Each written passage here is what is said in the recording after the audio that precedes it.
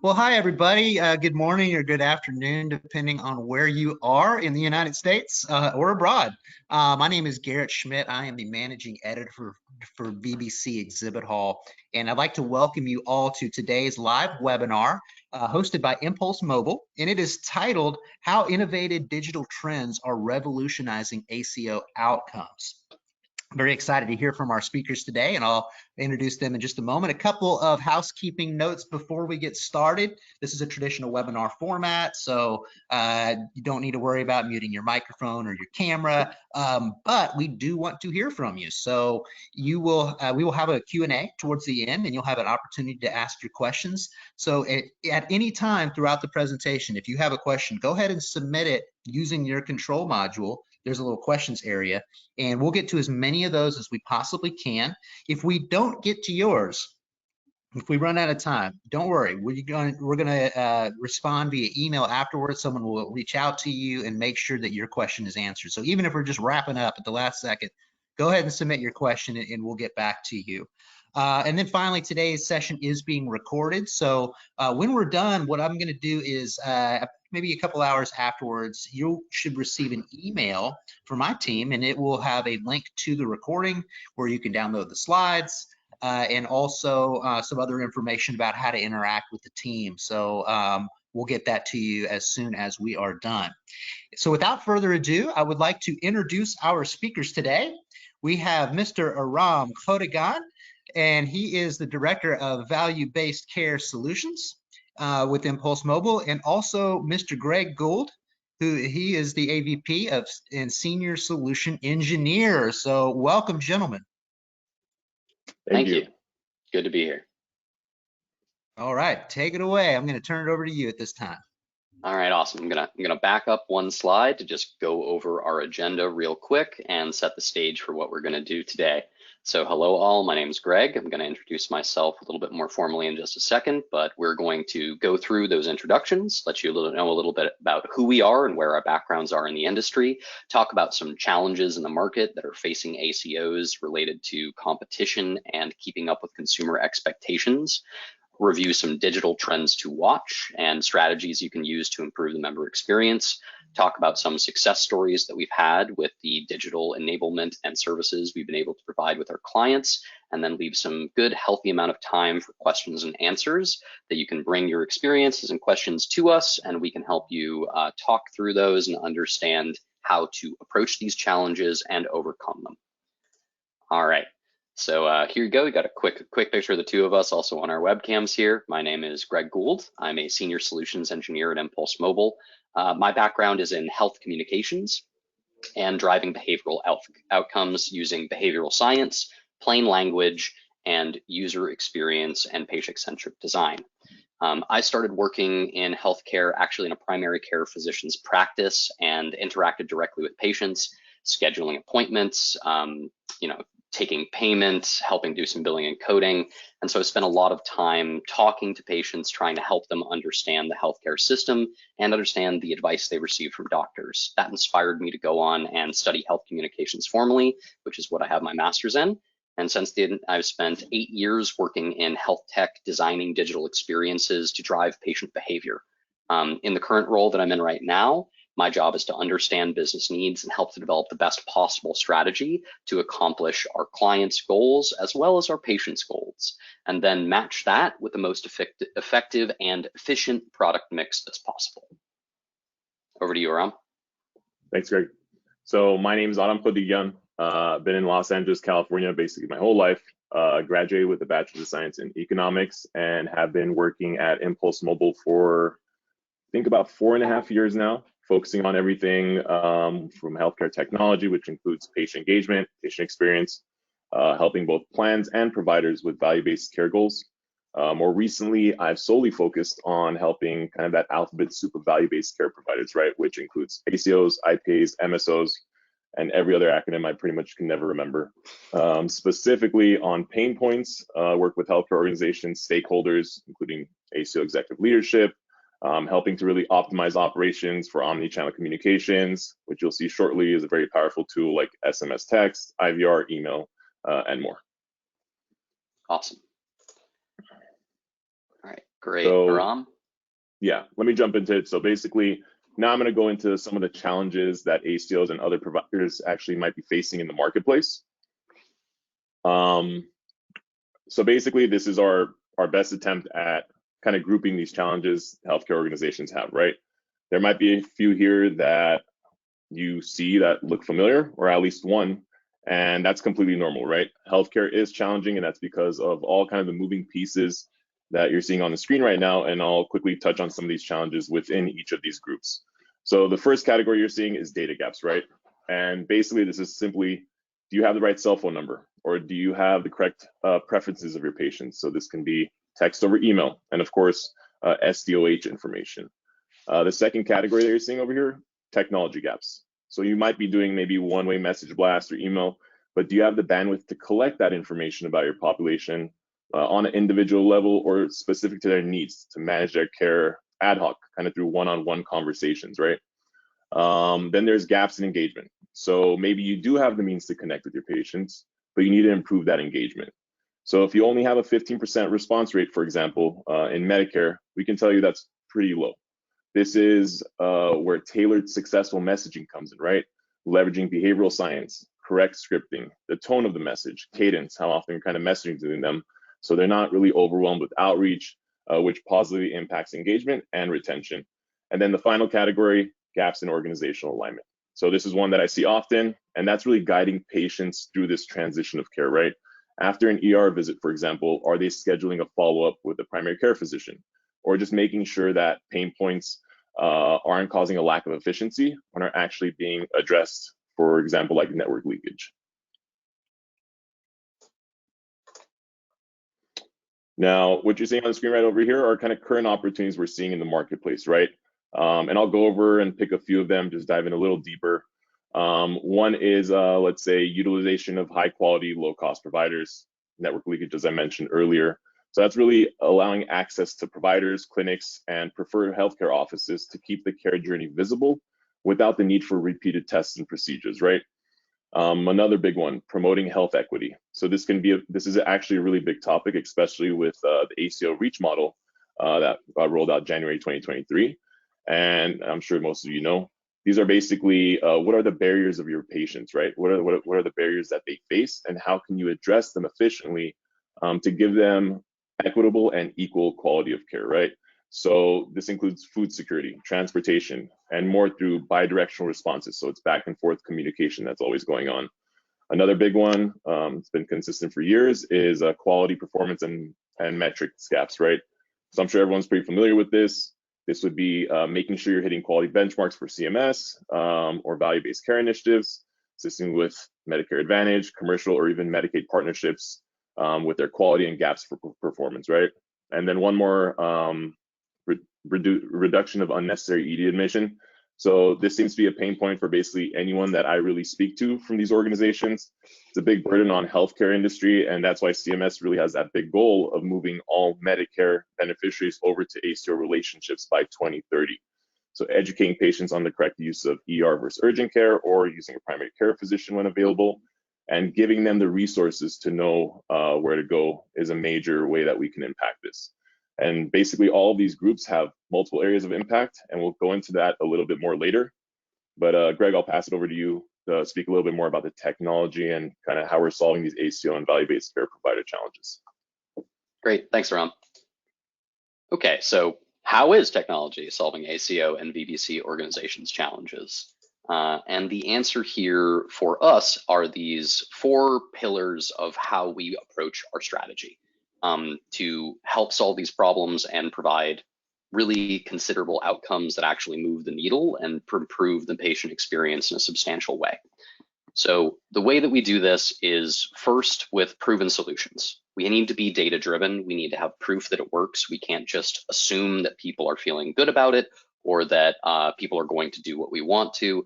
You have to be able to observe and measure the behavior, the actions that your patients are taking to make sure that what you think is going to happen, the efforts that you're putting forth into your digital experience are actually delivering real results. You have to be able to prove that your strategy works, and you do that with data and with observation.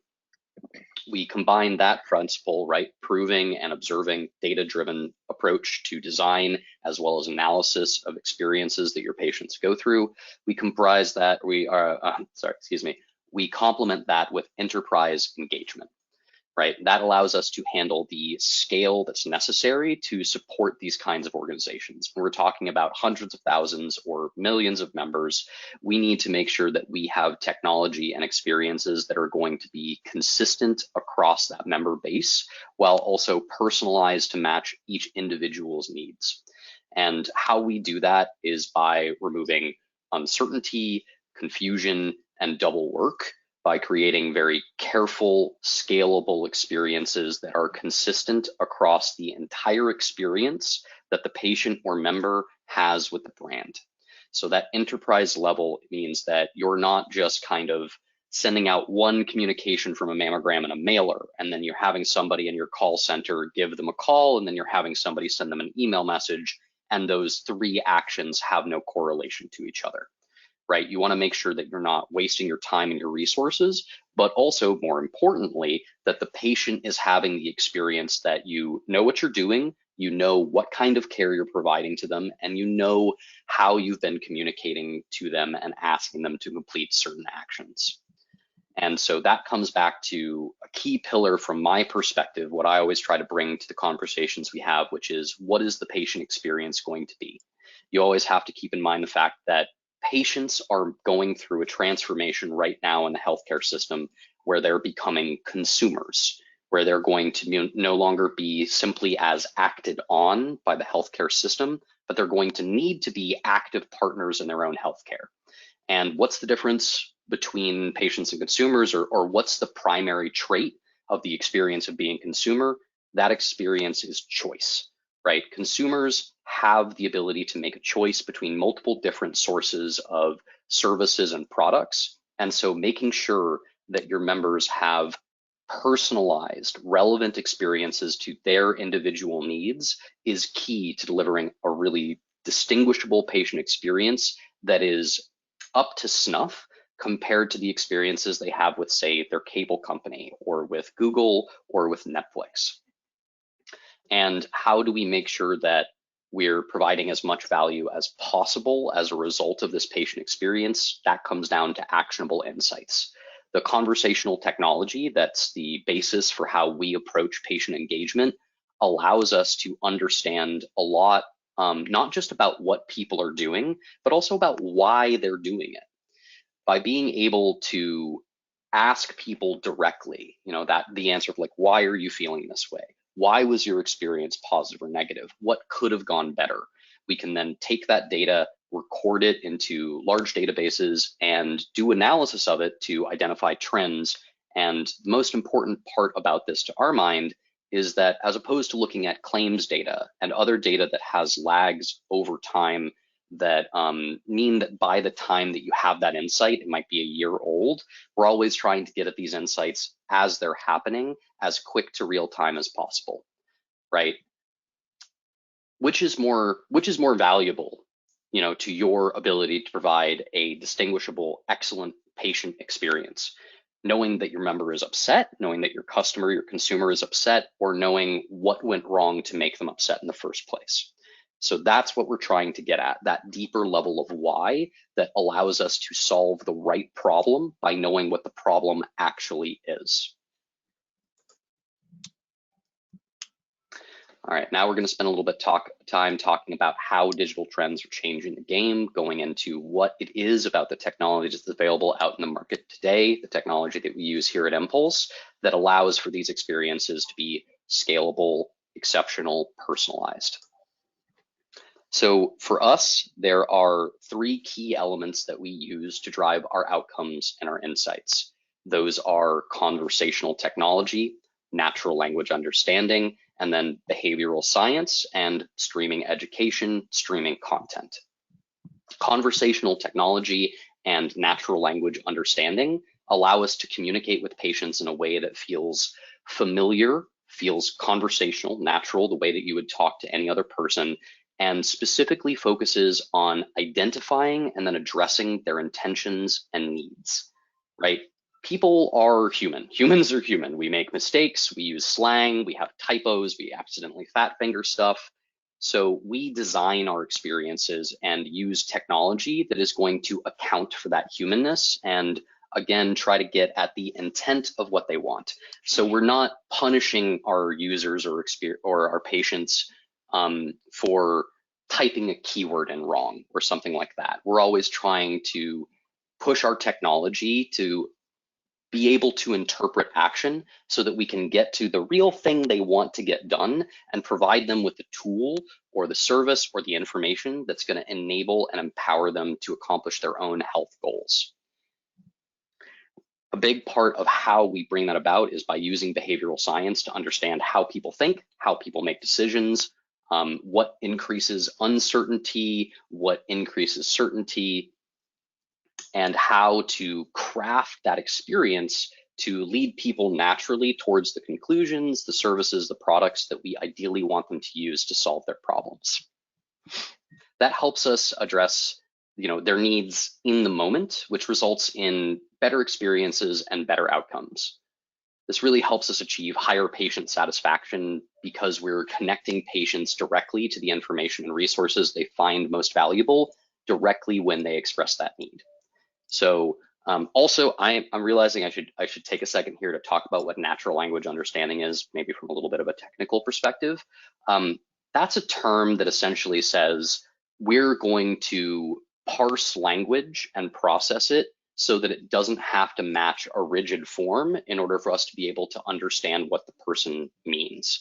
So it really is a matter of we have a linguist on staff, a couple linguists, as well as computer programmers who work together to come up with scripting that can interpret different combinations of slang, typos, even multiple languages to get at that intention and then address it. And what I'm going to show you right now is a quick example of the difference between utilizing natural language processing and conversational technology versus kind of taking the approach of a one-way or even let's say like kind of base level two-way texting experience. And we here at mPulse Mobile have focused a lot on SMS technology and texting as our primary area of investment because that is where most of the studies that Aram will talk to you about in a little bit, most of the data that we have from Pew show that pretty much everybody is moving into. Texting is there is more information sent between Americans via text message than via voice call. It is the primary mode by which people communicate with each other. And as you can see here in this experience, we have two really different outcomes. Over here, we tell Mary, hey, look, it's time to get your mammogram. Please call your doctor soon to schedule this visit. Mary tells us, I don't have a doctor, but we don't have natural language processing or conversational technology enabled in this scenario. So we send out our automatic responder, our kind of canned message for any response that comes inbound that we haven't identified. So this is a missed opportunity, right? Mary's expressed a clear need. I don't have a doctor, so I can't do what you want. Mary then asks after she gets her unhelpful reply, again, can you assist me? Can you help me find a doctor? They say, thank you for a reply, for help, reply, help. Finally, Mary says, help, and she gets the information, again, a generic pre-canned message that doesn't have anything to do with her as an individual patient or consumer that says, call the number on the back of your card and maybe we can help you. Mary is now frustrated because she expressed a clear intention and got some very generic and unhelpful feedback, right? We've missed an opportunity 3 times to take Mary's intention, her willingness to actually go get her mammogram and turn that into an appointment. So over here is how we can use that natural language processing to parse Mary's response and address directly the problem and intention that she needs. So Mary again says back to us, I don't have a doctor.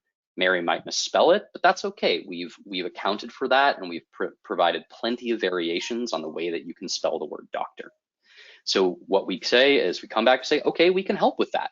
You can find a doctor online using this tool, a self-serve option, respecting that Mary may be comfortable with digital technology. And at the same time, we also provide them with a phone number, multiple ways to solve this problem if Mary wants to actually talk to a human being, have a conversation, and get assistance finding a doctor.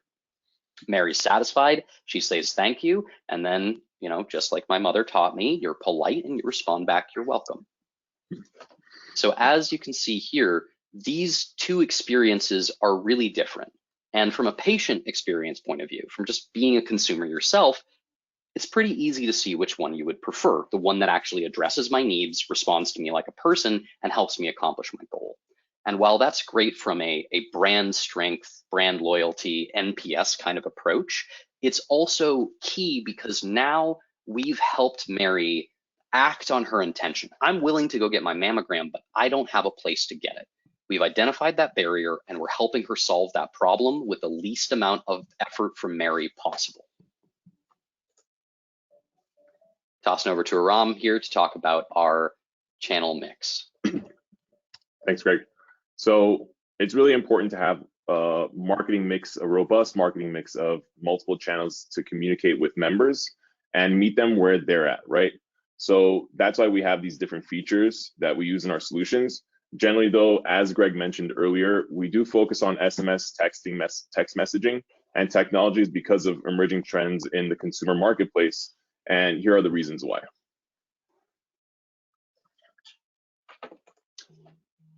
So this title slide says it all, right?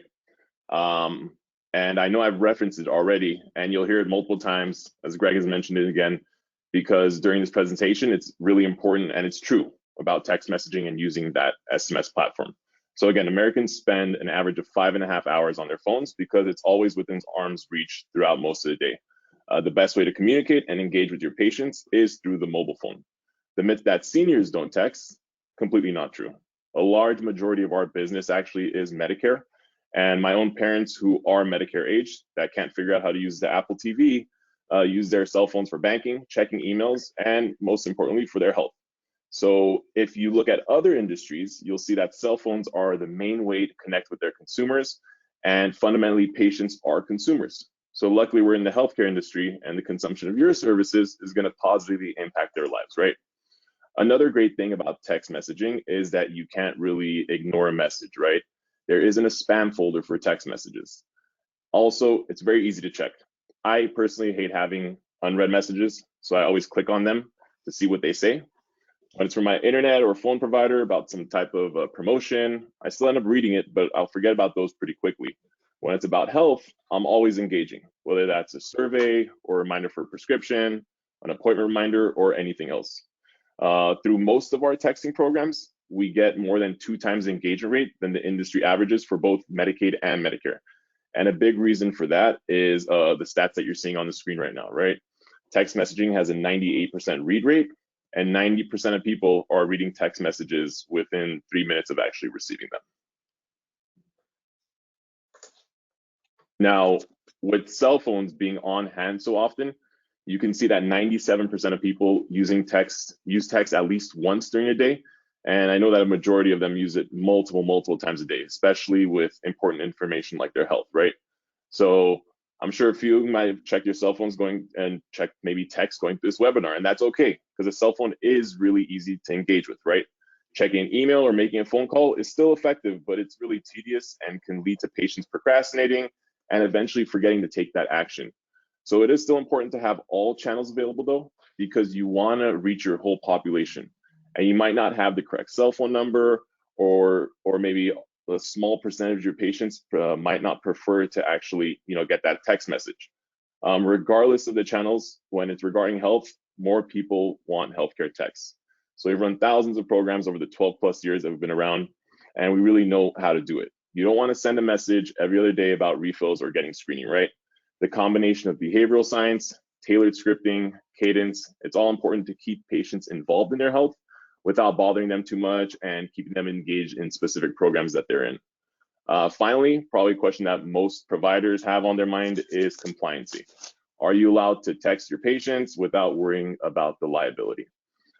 Answer is yes. There actually is a carve out in the TCPA, which is the Telephone Consumer Protection Act, for healthcare that allows you to text patients with information about their health. If it's billing or marketing, probably shouldn't do it. But if it's about their screenings, annual wellness visit, prescriptions, or whatever else regarding their health, you're allowed to do it. When they provide their contact information, it's considered implied consent. As long as you have an opt-out message saying reply stop if you no longer want these messages, or an opt-in message, which is basically responding yes or okay to receive this message about your health, then you're in the clear. Now, depending on your organization's guidelines, you can choose the one that works best for you and makes everyone feel comfortable. You can even begin with a light HIPAA warning, right? Which is something we do for certain organizations to kind of prime your population, get them ready for coming messages. It'll go something like, hi, Greg, it's your healthcare provider, Path Health. Note, messages may be read by a third party if your phone is unsecured. Messaging data rates apply. If you have any questions, call member services number, which we insert. Text wrong, text stopped, all of that stuff. And then we'll put it even in the end, as we mentioned, we do different languages. It'll be like Español envié, ES, which basically means if you want this message in Spanish, type the letter ES. And that's if they want the messages in Spanish. But again, that alone is capturing SDOH information, right? And then we can do this again for multiple languages as well. Greg, I'll pass it over to you, kind of walk through that patient journey that we've been discussing and show them what it looks like with a little bit of deeper dive in behavioral science and that natural and a language understanding. Okay, sure thing. Sounds good, Ram. Okay, so this is a patient journey focused around educating people about the difference between the ER and urgent care and the best time to use each. So this is an approach where we are focusing on 3 different possible combinations of communication channels. So Becky here has got a landline only, so we're going to reach out with her with an IVR, where we're going to explain to her the difference between ER and urgent care, provide her with some decision criteria, and also ask her if she would like to sign up for either email or texting. We always try to make sure that anytime we use one digital channel or one channel of communication to contact a member, we always take that opportunity to respectfully ask them if they're interested in opening up other channels of communication with us to receive information and advice. For Brianna here, we'd be doing the same thing, providing her with an email that would contain rich media, which we'll show you in a little bit here. We'll show you a video and then an infographic that kind of accomplish 2 different but important and related goals. One of which is increasing motivation, making people think that it's worthwhile to make a decision between going to the ER and going to urgent care. And then also around how to make that decision, right? When should I go to one or the other? Which would be an infographic that's about providing you with that referential information. So for Brianna, we would provide that information via email, and we would also track, the clicks to content and resources to see, okay, how much did Brianna find this information compelling? How much time did she spend with the email? How many times did she click on the links? Which links did she click on? We would again also take this opportunity to offer Brianna the opportunity to sign up for text messaging if she'd prefer to get the communication through that channel. And we find that when we provide that opportunity, a small but healthy amount of people will take it because, again, most people prefer to communicate via text because it's how they live most of their lives. So let's jump into, we have these 3 touch points where we deliver 3 different pieces of communication over time, and the amount of time between these touch points is variable depending on communication preferences from the member, what our partners' priorities are in case they have other messages they need to get out to these individuals, and of course just data feed and when we think it's appropriate based on our goal timelines. So next, what I'm going to do is I'm going to show you what some of these educational resources look like. First, we're going to start off with our initial message, which is our awareness message, which is saying, if you have a problem, do you know where to seek care? And going over the benefits of making a choice between the emergency room and the urgent care and why you would ever consider going to the urgent care in the first point. Oh, clicked on the wrong box. Here we go. So I'm going to play a little video here, and this is designed to, in a minute or less, being really respectful of people's time, but also respectful of the way that people learn and retain information. I think you're probably all aware of the fact that TikTok is a massive juggernaut of user growth, and that's because TikTok's format, quick, engaging, fun videos that are easy to make, share, self-publish, etc., is really where more and more digital experience is heading. So to make sure that we're following where those consumer trends are going, we've invested pretty heavily in creating short form, high quality content that's meant to entertain as well as educate. So here's a quick video we have called Ted and Tina Get Hurt. Ted and Tina are friends. They love to bike. But one day they crashed and they both got hurt. Tina went to urgent care. Ted, he went to the emergency room. In 30 minutes, Tina was talking to a doctor. Ted was sitting in the waiting room, his arm hurt. In an hour, Tina was getting x-rays. Ted was sitting in the waiting room. Some kid coughed on him. In 90 minutes, Tina was getting fitted for a sling. Ted was sitting in the waiting room. Coffee's cold. In 2 hours, Tina was on her way home. Ted, still waiting. A month later, they got their bills for identical services. Tina's was $500. Ted's was $2,000. Ted had to sell his bike. Sorry, Ted. Could have gone to urgent care instead. So in, I think it's just about 50 seconds, we've told a really clear story comparing two scenarios, two outcomes that it's easy to map our own experiences onto, and the differences in outcomes, the differences in experience, both related to sitting and going through the process of waiting to get help, as well as the consequences of where you choose to go. Less than a minute, we've made most of the value props about the difference between urgent care and emergency room care very clear to the members in ways that they will find engaging and that, quite frankly, are related to how they already choose to seek out information. Now, while we've built motivation, people are like, okay, yeah, I should probably go to urgent care when I'm, need to go to urgent care instead of the emergency room. Now they're motivated, but they may not know, all right, well, when do I go to one, or how do I find an urgent care? So our next step in building this digital experience for our patients and members is going to be, okay, they're motivated, now they need to know how to make the decision. So Ted and Tina are... You don't need to see that video again, we've already watched it. And here you can see the experience that we're now having with our friend. Oops, sorry about that. Oh man, 1 second. Sorry. Okay, now you can see that we have our experience with our friend here. This is our touch point number 2. The focus here is understanding where to seek care.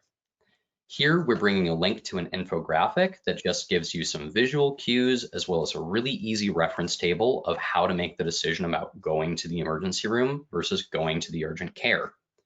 We also package this within a text message experience so that if somebody is then motivated and interested enough to ask us for something, to express an intention, we're there to capitalize on that opportunity and address it directly.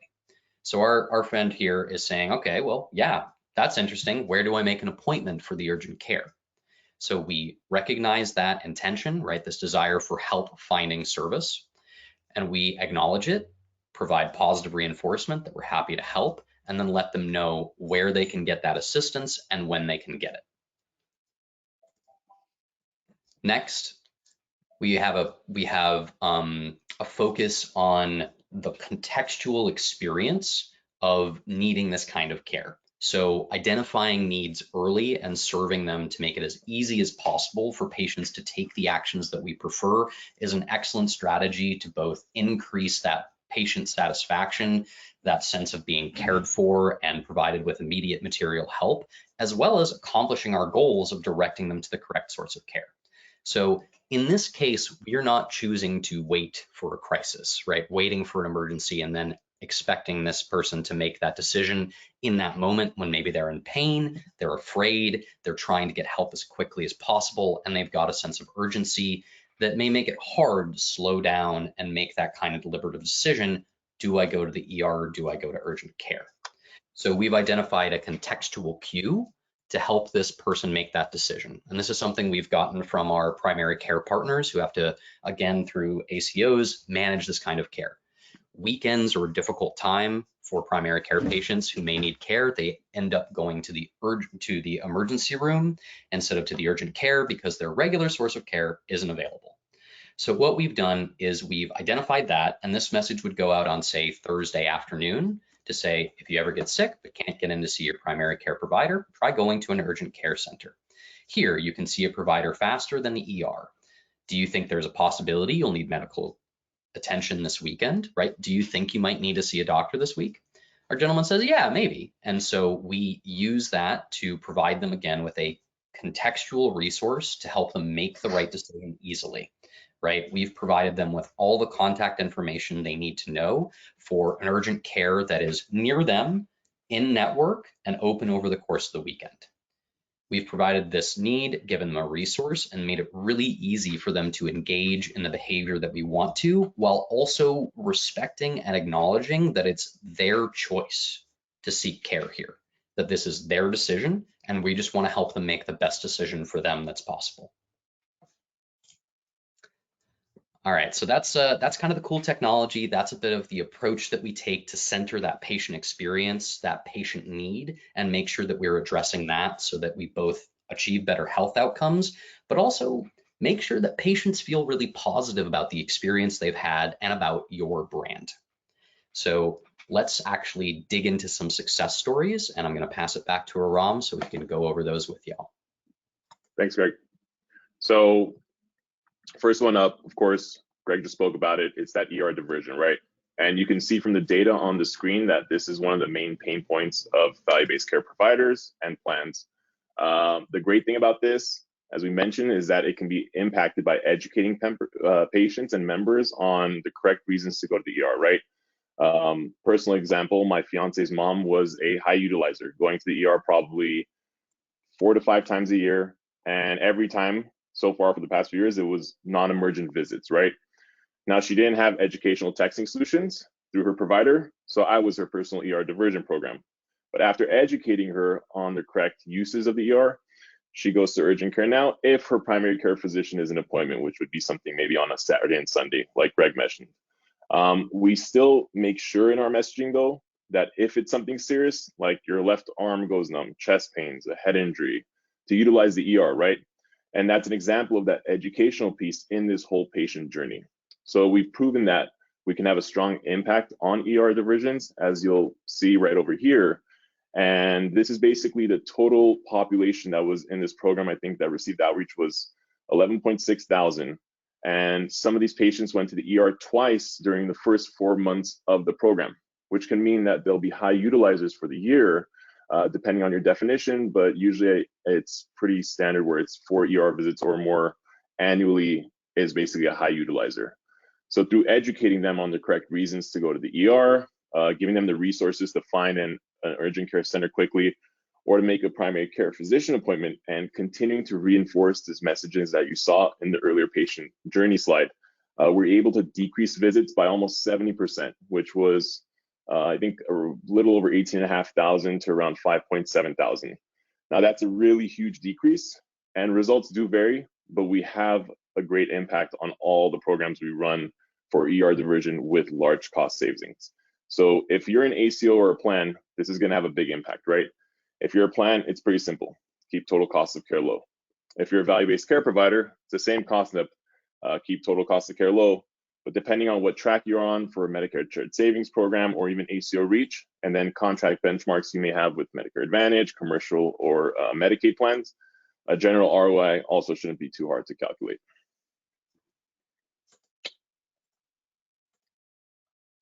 So the next one is really that call center optimization that you're seeing here, and it's bringing operational efficiency and cost savings, right? So the part that I hate most about needing to be directed to a call center is the wait times, especially nowadays. So it leads to frustration and then eventual abrasion. Also, there's the staff burnout piece, right? Making the whole process really unpleasant for both sides.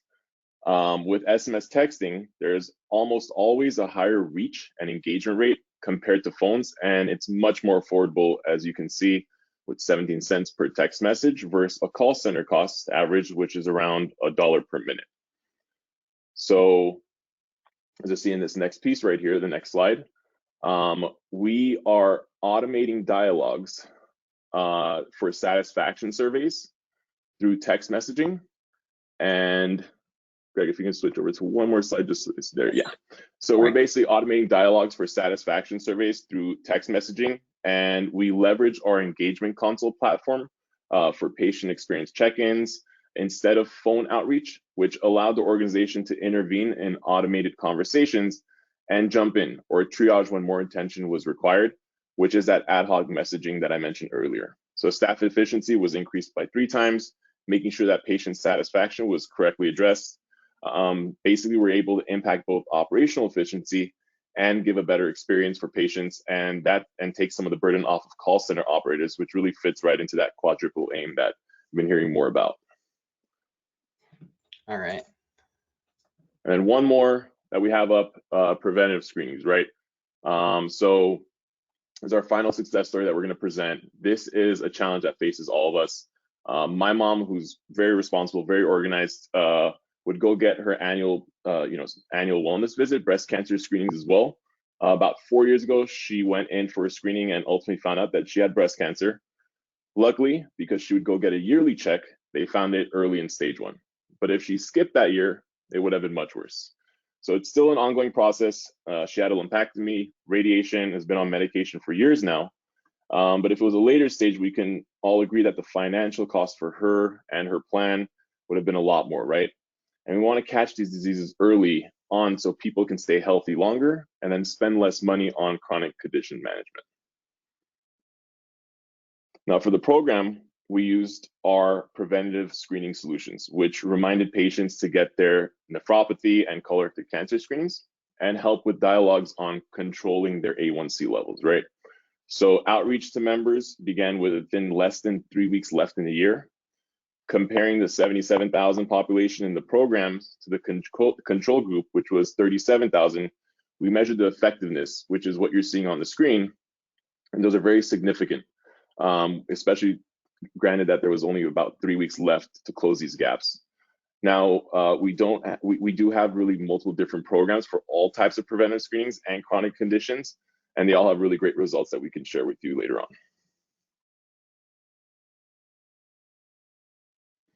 So to kind of close out a little bit more about mPulse Mobile. So again, we've been doing this for a long time, 12 plus years, working with large healthcare organizations and even to the smallest ones too.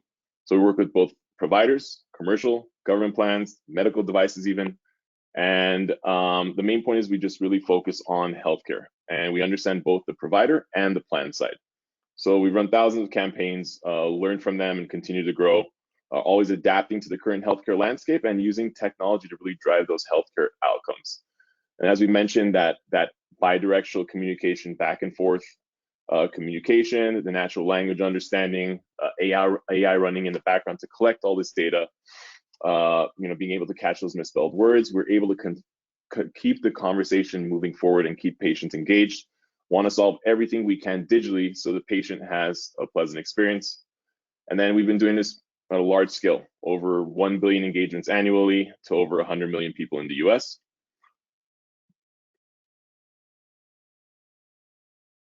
And then a quick note here, I think this is something that would really interest you all. We're having our Activate 2023 annual industry event this year in September. So I've been doing this for a number of years now, and this is going to be the biggest one that we've done. So this is one that we want you to come into to kind of continue the conversation. If we can switch over to the next one. So it's September 27th, 28th. A big focus will be on health equity, and we'll be discussing how digital solutions can optimize health outcomes for all types of populations. You'll see leaders from all sizes of healthcare organizations across the whole industry, again, including health plans, providers, ACOs, and more. It's been amazing each year and a great opportunity for you to network and meet like-minded people with similar goals. So you can visit our website or you can reach out to us for more information. I think there's also an early bird special they might be throwing in the chat, but reach out to us for any information and I'll pass it over to Garrett for some Q&As. All right. Well, great. Well, this is really interesting. I learned a lot today, and I hope you did as well. We did have a number of audience questions come in. So if you have a question, go ahead and submit it now using your control module. And there's a little area for questions, which is different than the chat. But if you drop your question in there, we're going to get to as many as we can. If we don't get to yours, we'll get to you by email afterwards. Okay. In no particular order, let's begin. First question is, can you provide a bit more information about how your programs can direct patients to in-network providers or preferred providers? Yeah, I can take that one. So that's a big part. Most might refer to this again as that network leakage piece, right? So making sure patient journeys are tracked and recorded is important. If someone goes out of network to a provider, you might not know about the visits and what occurred, and that's when inefficiencies start to occur, right? These are things like multiple exams or tests or anything like that. So we run multiple programs for these types of issues. Maybe a patient doesn't have a primary care physician or needs to find a local provider. They can enter a zip code and have those providers pop up based on their location, right? We can also guide them to your website or microsite to choose from your partner practices on the list. And we can customize this based off your specific needs. And this can be done basically for any program that calls for patients who need to find a practice location or for other resources like transportation or food security. Right. Jumping off of that, Aram, I would say, you know, we always prefer to use resources and tools that you've already established, created, right? You might have a find a doctor tool on your website. And if that's what it is, part of the problem is getting people there to actually use the service. And so that's why we focus a lot on outbound communications, is because we no longer live in the field of dreams, if you build it, they will come era. People have built way too much stuff everywhere. The internet is massive, overwhelming. People are always trying to get your attention. So we need to be able to bring awareness to people, let them know that there are tools, and try to balance that really well. So if you have, say, that find an in-network doctor tool, what we would use is the digital technology, the outbound communications to make people aware, remind them of that. And again, look for those contextual cues when that information is going to be the most valuable possible for those members. And so we're always looking to use existing tools, the most robust option possible. But if you don't happen to have that tool, but you do have that information, such as, like Aram was saying, all the in-network urgent care centers, you can provide that information to us, and we can build a microservice that you can use right through text messaging to figure out, okay, based on where I am right now, where's the nearest in-network urgent care? And we can surface that information directly to them in the text message. So again, it's just about what resources do we have and how can we get them in front of people at exactly the right decision to help guide them towards the decision that's going to be best from our perspective and hopefully for them as far as patient outcomes and, you know, cost are concerned. Yeah. Great. Okay, next question here is, how are your campaigns addressing health equity and social economic challenges and barriers? That's a good one. I can start it, and then Greg, feel free to kind of add more context with your background. But I know SDOH and health equity have been a big topic in recent years, and it's great to see. So through our conversational AI technology, we can identify and really report back barriers to your population that they might be facing, and you can kind of be able to start addressing them, right? So if you run a campaign and get responses that have keywords or phrases like "I don't have a ride," "no transportation," or anything like that, we can actually identify those and then report them back to you so you're actually aware of them. And we also run programs for clients on barriers and SDOH data. So this would be like like going through the process of engaging, educating, and then driving them to a microsite to maybe fill out an SDOH survey. And we've done this a couple times already that I know of off the top of my head. And we have CMS approved verbiage and also have worked with plans on the state side for approved language as well. Yeah. I'll talk about that a little bit from kind of the tech that we've built. So we have a proprietary piece of technology that is really fancy and it can do a whole bunch of cool stuff, but I like to break it down to answering a really important key question.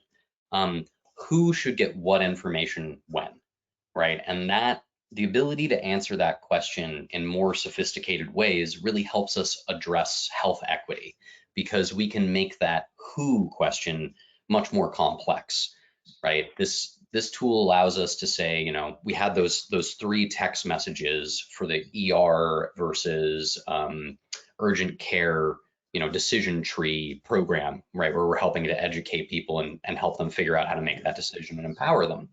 And as we're doing that, our technology would allow us to slice those three experiences down by, you know, population segments. So if we know that somebody is on Medicaid or that they have really significant SDOH challenges, we can provide them with resources that are designed to help address that health inequity, that lack of resources, that lack of assistance, by having a different type of message that we send based on that question of who is this person, right? So if there are resources available through the state, through the plan or the ACO that can help these people who have extra high levels of need, we can provide that information to them based on, again, that demographic profile.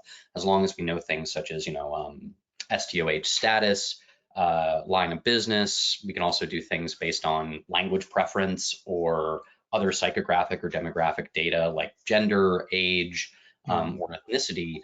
We can really start helping to address health equity by pairing messages to individuals and switching out what message or what communication we send based on who the person really is. Yeah, that's great. Next question here is, can you tell me a little bit more about designing for behavior change? I liked how you spoke to neuroscience, how it is incorporated through the solutions you implement outside of the video. Oh, I'm sorry.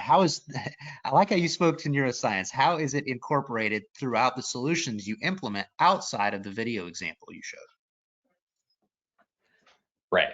So behavioral science is one of my bread and butter topics, and something I've really moved into a lot over the last few years as a professional, mainly because I've started using it in what I am doing, A/B testing it, and seeing really considerable changes based off of what seem like really small tweaks. And the way that we bring behavioral science into our design is not just, in videos we're putting together, but also in the journeys that we design, right? So as we were talking about, we're progressing through these models of how people make decisions, right? You need to have a sufficient level of motivation before you're even going to be interested or receptive to a message, receptive to an idea of making a different decision.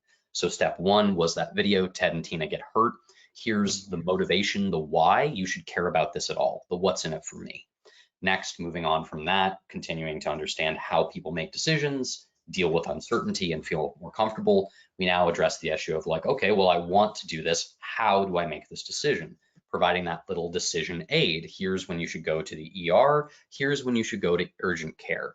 And finally, focusing on the fact that we live our lives in context. We live our lives in rhythms, and the structural experience that we have might be causing behavior in ways that we don't anticipate, right?